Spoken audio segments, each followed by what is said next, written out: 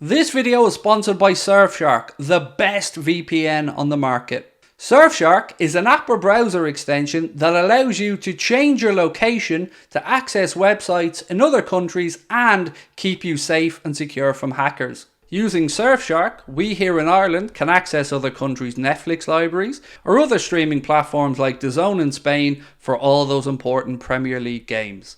Surfshark keeps you safe and private by protecting everything you do online.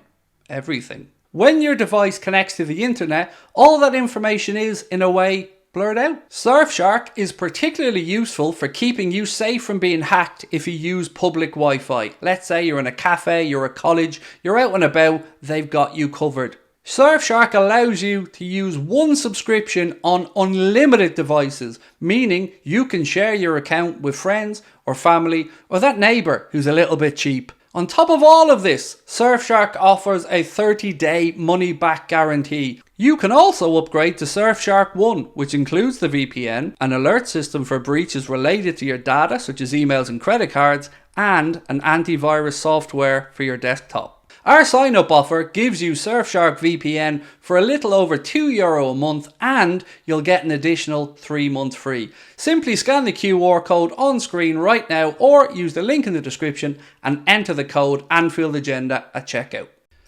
What is up, my friends? You are very welcome along to another Anfield Agenda news roundup. As always, I'm going to take you through the biggest breaking news stories surrounding Liverpool Football Club, asking you guys to let us know your thoughts in the comment section. If you enjoyed the video, please do hit the like button. And of course, if you haven't yet subscribed, why not join the other 217,000 people that are part of the Anfield Agenda community? Look, my friends, there is a lot for me to get through over the next 8 to 10 minutes, so I'm not going to hang around. I'm going to get straight into it. First story that I have for you guys is, well, it's one that just won't go away. And that is a link from Spain, once again, suggesting that Liverpool will be back in the market to try and sign Aurelien Tchouameni. The article doesn't go into detail about whether this will be in January or whether it will be at the end of the season. What it does say, however, is that Tchouameni is currently not in the manager's plans, not somebody that Carlo Ancelotti believes in. That's what the piece said.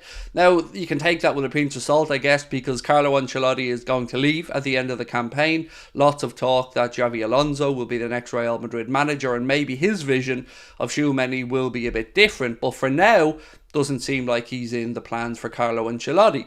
That being said, Liverpool have brought in a defensive midfielder in Endo. We do have Bajcetic. Obviously, we've brought in Ryan Gravenberch as well. And there's lots of talk that Liverpool will go back in for Andre in the January window. So I would say take this with a massive pinch of salt. We'd all love it. I'm sure Klopp would love it. But I don't see a way that it's realistic that Liverpool go and bring in Aurelien Tchouameni, particularly after the money we've spent. I just don't see there being enough that would tempt Real Madrid. It would probably be an offer in excess of 80 million to get him out of Madrid. And as much as I'd like it, I'm going to say again, it belongs on a certain island. So off you go. You know where I'm talking about. Now, a big story that's just come to my attention over the last few minutes is something I'm going to move on to about Mohamed Salah. But before I do, just a little bit of a funny one, really.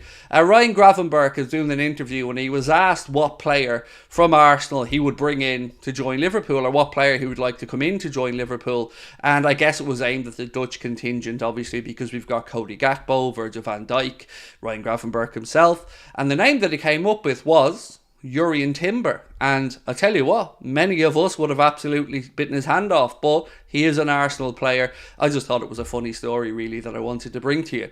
Now, the story that I alluded to a moment ago is a very, very intriguing one. We do know that Remy Abbas, Mohamed Salah's advisor and solicitor, was doing a speech at Harvard. He gave I'm not sure exactly what the speech was, but he was over in Harvard giving a speech on, I guess, the football business.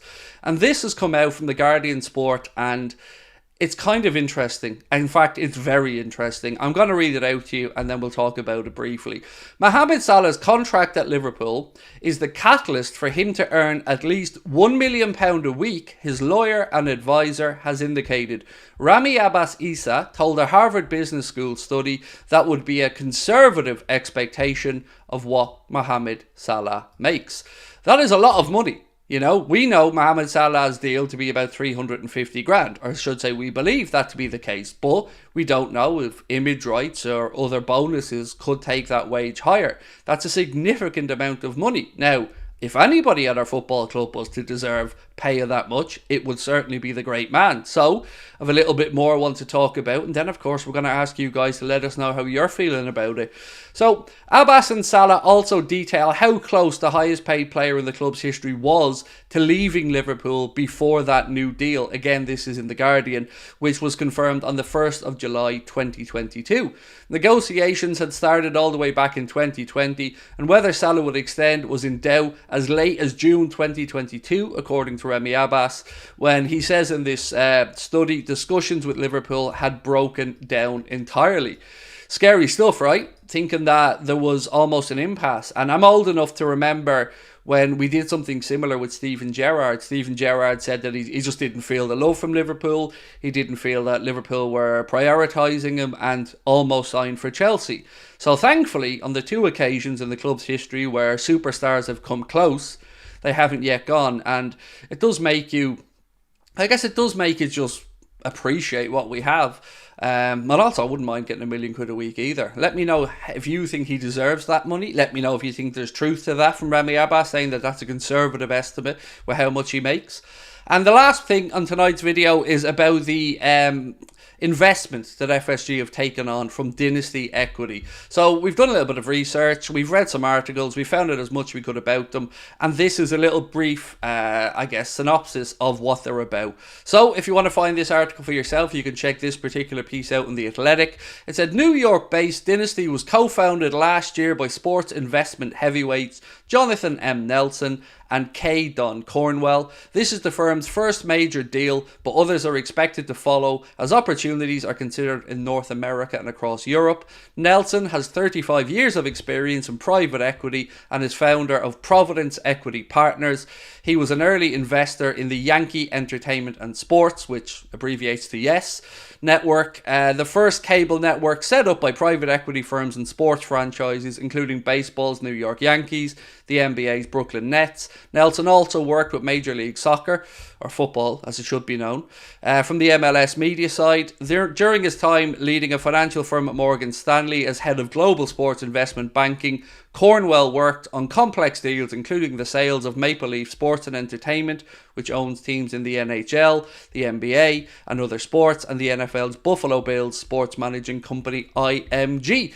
So you can see why FSG have teamed up with this group. Yes, they are new to the football world, and yes, they are a relatively new business, but they do have a background in working with sports clubs in media. And of course, Liverpool also have somebody involved in this deal that helped negotiate the deal that was an early investor at FSG as well. So I think it's just a trust thing. I think listening to what the money is going to be used to pay down is quite interesting as well. Obviously, we're going to be using it to pay down the cost of the Annie Road end, the losses that have been taken on board during COVID, and a few other bits and pieces as well. Jurgen Klopp in his press conference was speaking about it, and he said basically that it's good for the club, that it steadies the ship and allows us to increase revenue in other areas, which will probably have a knock-on effect to the pitch. And hopefully that is the case, because that's all we want as fans, is Klopp to be supported on the pitch.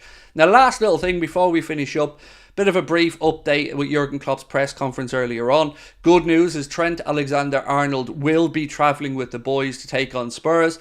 I personally don't think we'll see him start the game. I expect Gomez to start it, but he is available to travel, which is great news. There was also a little setback for Stefan Bajcetic with a calf injury, which is why we didn't see him start the game the other night. You know, a lot of us, myself definitely included, were wondering, and Klopp just wants to take it really slow, be really cautious, and make sure that he's fully fit to go before he puts him back in. So, my friends, that is it from me. We will be live tomorrow with a watch-along of the Spurs game from 4:30. Hope you guys can come and join us. My preview and predictions are out already. Hope you've got a chance to watch them. And if I don't catch you tomorrow, have yourselves a wonderful weekend. Hopefully the Reds can pick up 3 points. Don't forget to let us know your thoughts below. Do drop a like on the video if you enjoy it. And of course, we'd love you to hit that subscribe button. Talk to you soon. Bye-bye.